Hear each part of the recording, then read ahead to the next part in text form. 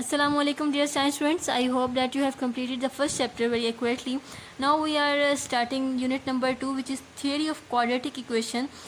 In this chapter you have to apply the quadratic equation in different forms and check the discriminant. In the first question, the discriminant, how to find the discriminant of quadratic equation and what are the nature of roots. Actually this is the application of quadratic equation and the discriminant. So let's start. पहले तो आपने ये समझना है what is discriminant. Discriminant is not a new thing. ये जो है आपने जैसे फॉर्मूला पढ़ा है क्वाड्रेटिक फार्मूला है X equal to minus B plus minus square root of B square minus 4ac over 2a. तो इसमें से जो ये पार्ट है आपका जो स्क्वायर रूट पार्ट है उसको हम सिंपली डिस्क्रिमिनेंट कहते हैं. तो यहाँ पे आपने just be square minus 4ac इस वैल्यू को क्या कहा जाता है, डिस्क्रिमिनेंट.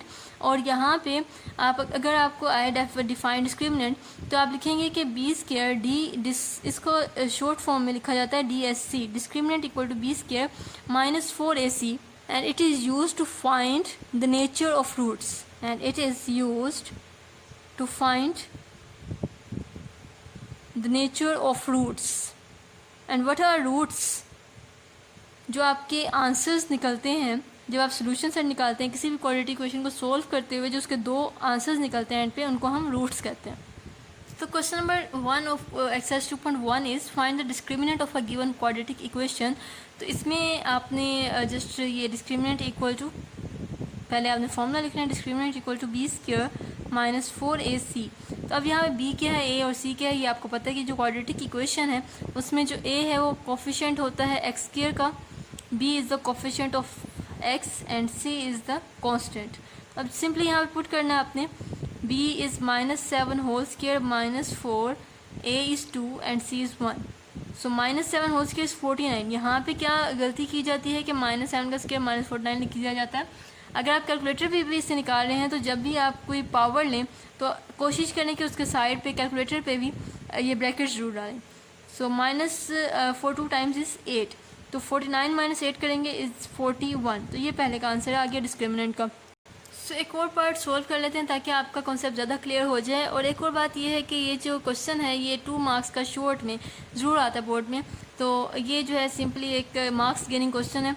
तो इसको सही तरह से करें. a equal to 9, b equal to -30 and constant is 25, and applying the formula and putting the values we'll get b square minus 4ac and b is -30 whole square minus 4, a is 9 and c is 25.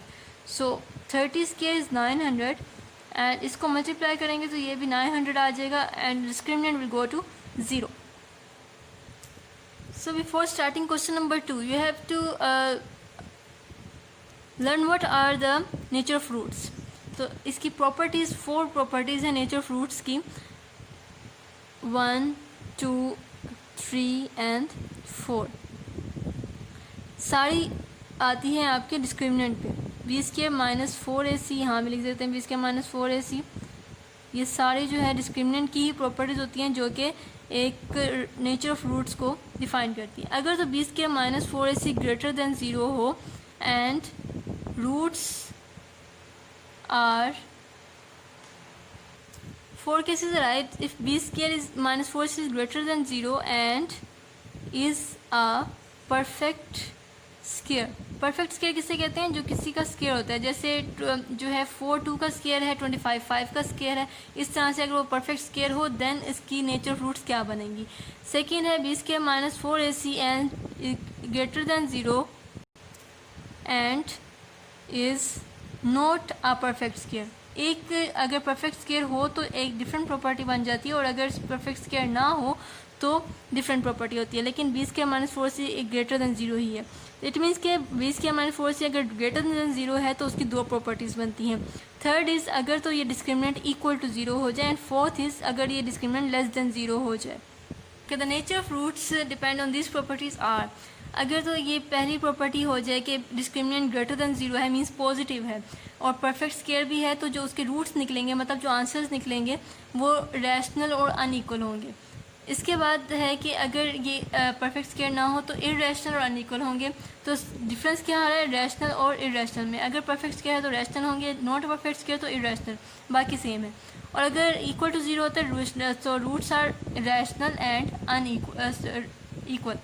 And if B square minus 4ac is less than zero means अगर ये negative में चला जाए answer तो roots are imaginary and unequal. Imaginary का मतलब कि वो आयोटा वाली चीज़ है, अगर आयोटा की फॉर्म में आंसर आ जाए तो यहाँ पे प्रॉपर्टीज़ अक्सर मिक्स हो जाती हैं। ये आपने याद रखना है कि अनइक्वल जो है वो सब में होता है, सिर्फ और सिर्फ अगर इक्वल टू ज़ीरो हो तो इक्वल आता है।